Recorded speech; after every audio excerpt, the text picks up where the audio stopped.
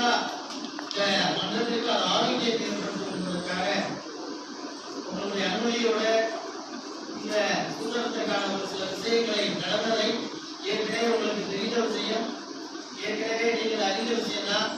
இருந்தாலும் இந்த பொறுப்பான காலகட்டத்தில் 75வது சுதந்திர தினம் கொண்டாடும் பொழுது நாம் இந்த மாதிரியான நினைவுகளை அசைபோடுவது தேசத்திற்கு தியாகம் செய்த நம்முடைய சுதந்திர போராட்ட தியாகிகளுக்கு அது மதிப்பளிப்புள்ளதாக இருக்கிற காரணத்தால மாவட்டத்தினுடைய பொறுப்புள்ள இந்த மன்றம் சுதந்திரத்திற்காக நம்முடைய மாணவர்களை பற்றிய ஒரு சில விஷயங்களை நாளை மறுதினம் நாடு முழுக்க ஒரு மிக விமர்சையாக கொண்டாட தயாராக இருக்கக்கூடிய 75வது கௌரவ விழா கொண்டாடும் போது நாம் நினைவு கொள்வதிலே நிறைவேற்றியிருக்கின்ற இந்த அடிப்படையில் நம்முடைய தேசத்தை பற்றியான விஷயங்கள் உள்ளதெல்லாம் நிறைய இந்த தேசமானது உலக நாடுகளை குறித்து பார்க்கும் பொழுது இது மாதிரியான ஒரு பூமி உலக நாடுகளில் இல்லை. அப்படிப்பட்ட ஒரு தேசம் நிறைய நாடுகள் வந்து பனிப்பிரதேசமா இருக்கு, பாலைவனமா இருக்கு, மலை பிரதேசமாக இருக்கின்றது. ஆனால் ஒட்டுமொத்த உலகத்திலே விட்டு பார்க்கும்போது இந்த பாரத தேசம் மாத்திரம்தான் எல்லா விதமான சீதோசனங்களோடு அனைத்து விதமான பயிர்கள் விளையக்கூடிய அளவிற்கு மண் வளத்தோடு இருக்கக்கூடிய ஒரு தேசம், செல்வ செழிப்போடு உலகத்திற்கு நாகரிகத்தை வழங்கக்கூடிய இந்த காலகட்டத்தில் நம்மளுடைய வளர்ச்சி, நம்மளுடைய அந்த பொருளாதார முன்னேற்றத்திலே உலக நாடுகளுடைய பார்வையிலே பாரத தேசத்திலே வைரம் வைடூரியம் என்று சொல்லக்கூடிய விலைமதிக்க முடியாத பொக்கிஷங்கள் எல்லாம் கொட்டி குவித்து வைப்பதை கண்டு அறிந்து நிறைய பேர் வந்து படையெடுத்து வந்த வரலாறு நம்மளுக்கு தெரியும். அப்படிப்பட்ட படையெடுப்பு தான் முகலாய பேரரசனுடைய அந்த முகலாயர்களுடைய படையெடுப்பு. அந்த படையெடுப்பின் காரணமாக நம்மளுடைய மிகப்பெரிய பொக்கிஷங்கள் எல்லாம் நம்மளுடைய தேசத்திலிருந்து களவாடப்பட்டு சூறையாடப்பட்டு அது நம்முடைய 800 ஆண்டு காலம் நம்மை அடிப்படுத்தி இருக்கின்றார்கள்.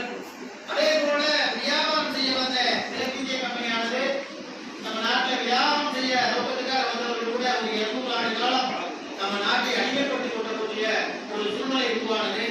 இப்பேற்பட்ட காலகட்டத்திலே படையெடுப்பின் காரணமாக நம்மளுடைய கலாச்சார கேந்திரமாக இருக்கக்கூடிய நம்முடைய கோயில் தலங்கள் எல்லாம் படையெடுப்பை முன்னிறுத்தி முதல் நிகழ்த்தக்கூடிய பணியை அந்த கோயிலெல்லாம் நடந்தார்கள். நம்முடைய வரலாற்றுடைய ஆய்வுலாம் சொல்லுது நம்முடைய நாலந்தா தட்சசீலம் போன்ற பல்கலைக்கழகங்கள் எல்லாம் அதில் இருந்த புத்தகம் மட்டும் 6 மாதம் இருந்ததாக நம்முடைய வரலாற்று சான்றுகள். அப்படியேப்பட்ட நம்மளுடைய தேசம் இது போன்ற படையெடுப்பின் மூலியமாக அடிமைப்பட்டது. 1000 ஆண்டுகள் அடிமைப்பட்டிருக்கின்றது. நாம் சுதந்திரமாக ஒரு நூற்றாண்டோட கடக்கவில்லை. பவள விழா கொண்டாட்டத்திற்கு கூட இன்னும் 2 நாள் இருக்கிறது. வெட்ட சுதந்திரத்திற்காக பாடுபட்டவர்களுடைய எச்சம் இன்னும் கண்டதில்ல காட்சி பொருளாக நம்மளுக்கு இருக்கு. இன்னும் சுதந்திர போராட்டத்தில் பங்கெடுத்தவங்க நம்ம ஈரோடு இருக்காங்க. 25வது சுதந்திர போராட்டம் போது ஏறக்கூடிய சரிபாதி சுதந்திர போராட்ட தியாகிகளோடு அதை நம்ம கொண்டாடினோம். 50வது பொன்விழா கொண்டாடும் பொழுது லட்சக்கணக்கானவர்களோடு கொண்டாடினோம். இந்த பவள விழா கொண்டாட்டத்திலே விரலுக்கு எண்ணக்கூடிய அளவிலே 1000 1500 பேர் கொண்ட அந்த சுதந்திர போராட்ட தியாகிகள் இருக்கக்கூடிய காலகட்டத்தில் இந்த சுதந்திர தினத்தை நாம் கொண்டாடக்கூடிய இந்த நேரத்தில் நாம் நம்மளுடைய சுதந்திரத்திற்காக வித்திட்ட நம்மளுடைய சுதந்திர போராட்ட தியாகிகள் 1857 துவங்கப்பட்ட அந்த முதல் சுதந்திர போர் என்பது அந்த காலத்திலே நம்ம தமிழகத்தில் இருந்த மிகப்பெரிய பேரரசுகளாக இருந்த சிற்றரசுகளாக இருந்த திருமணி கட்டபொம்மன், மாஞ்சிநாதன், புலித்தேவன், நம்மளுடைய வேலுநாச்சியார், மருது சகோதரர்கள், எண்ணற்ற நம்முடைய படைத்தளபதிகள், அரசாங்கம் எல்லாம் வெள்ளையர்களுக்கு அறிவுறுத்தம் வந்து நம்முடைய போராட்ட களத்தை மிக துல்லமாக நடைமுறைப்படுத்தி தன்னுடைய உயிரை மாய்த்துக் கொண்ட வரலாறு இன்னும் நம்மளுக்கு காட்சி பொருளாக இருக்கிற காலகட்டத்தில் நம்முடைய பாலகங்காதர் நம்முடைய மகாத்மா காந்தியடிகளுடைய வருகைக்கு அப்புறம் இந்த சுதந்திர போராட்டத்தினுடைய களம் முதல் தரத்திலே மிகப்பெரிய முக்கியத்தோடு நடைமுறைப்படுத்தப்பட்டது. வெள்ளையனே வெளியேறு, சுதந்திரம் எனது பிறப்புரிமை என்று சொல்லி நம்முடைய தலைவர்களுடைய வழிகாட்டுதலுடைய நிகழ்வு வெள்ளையே இனியும் இந்தியாவை ஆட்சி செய்ய முடியாது என்ற காரணத்தினாலே தேதி குறிப்பிட்டான். 1947 ஆகஸ்ட் 15 இந்த தேசத்துக்கு சுதந்திரம் கிடைத்தது. ஆனால் அந்த சுதந்திரத்திற்கு முன்பாக வெள்ளையனுடைய அந்த பிரித்தாளும் சூழ்ச்சியின் காரணமாக ஒட்டுமொத்த தேசமாக இருந்த நம்முடைய தேசத்துல ஒரு இனக்குழுக்களை உருவாக்கி மரியாதைக்குரிய முகமது அலி ஜின்னா என்ற அவர்களுடைய தலைமையிலே ஒரு மத ரீதியான ஒரு உருவாக்கி இந்த தேசத்திற்கு சுதந்திரம் கிடைப்பதற்கு ஒரு நாளைக்கு முன்பாக 1947 ஆகஸ்ட் 14ஆம் தேதி பாரத தேசத்தினுடைய அங்கம் வெட்டி பிளக்கப்பட்டு பாகிஸ்தான் என்ற ஒரு நாடு உருவாக்கப்பட்டு 1947 ஆகஸ்ட் 15 இந்திய தேசத்திற்கு சுதந்திரம் கிடைத்தது. இந்திய தேசத்திற்கு சுதந்திரத்தில் கூட வெள்ளக்காரன் ஒரு புள்ளி வச்சுதான் சுதந்திரம் கொடுத்தான். இதை ஒட்டுமொத்த பாரத தேசத்திற்கு சுதந்திரம் கொண்டு நம்முடைய சுதந்திர பிரகடனத்தில் கொடுக்கல. மாறாக அங்கு இருந்த தேசத்தில் இருந்த 526 சமஸ்தானங்களுக்கு சுதந்திரம் என்று சொல்லி இந்த சமஸ்தானங்கள் திருப்பினால் பாரத தேசத்தினுடைய இணைந்துள்ளலாம் விருப்பமில்லை என்று சொன்னால் இவர்கள் தனிச்சையாக ஆட்சி செய்யலாம் என்ற ஒரு குறிப்பிட்ட ஒரு சரத்தை உள்ளடக்கி சுதந்திரம் கொடுத்ததனுடைய விளைவு அங்கு இருந்த சமஸ்தானமாக இருந்த ஹைதராபாத் நிஜாம் இன்னும் அந்த காஷ்மீரில் இருக்கக்கூடிய அரசாங்கம் கூட இதுவரைக்கும் தீர்க்கப்படாத பிரச்சனையாக இருக்கிறதற்கு காரணம் இந்த சமஸ்தானங்களின் இணைப்பில் ஏற்பட்ட இந்த சுதந்திர பிரகடனத்தில் இருந்த அந்த கோடுதான்.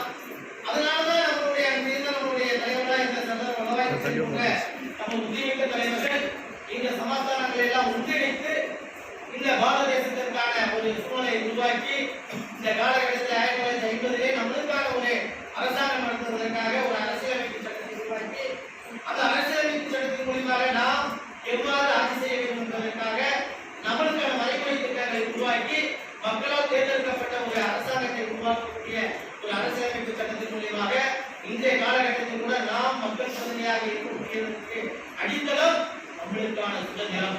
இந்த நம்மளுக்கான சுதந்திர காலகட்டத்திலே நாம் மரியாதைக்கு நேரு அவர்களுடைய தலைமைக்கு போலும் 5 ஆண்டு திட்டத்தின் மூலமாக நிறைய வளர்ச்சி திட்டங்களை விவசாயம் தொழில்துறை மூலமாக நிறைய வளர்ச்சி திட்டங்களை நிதிகளை நடைமுறைப்படுத்தி அந்த வளர்ச்சி திட்டங்களினுடைய அடுத்த கட்டங்களாக இன்று நாம் பெரிய அளவிலே நாம் உலகத்திற்கு வல்லரசாகக்கூடிய அளவில் நம்முடைய தேசமானது உயர்ந்து நிற்கின்றது.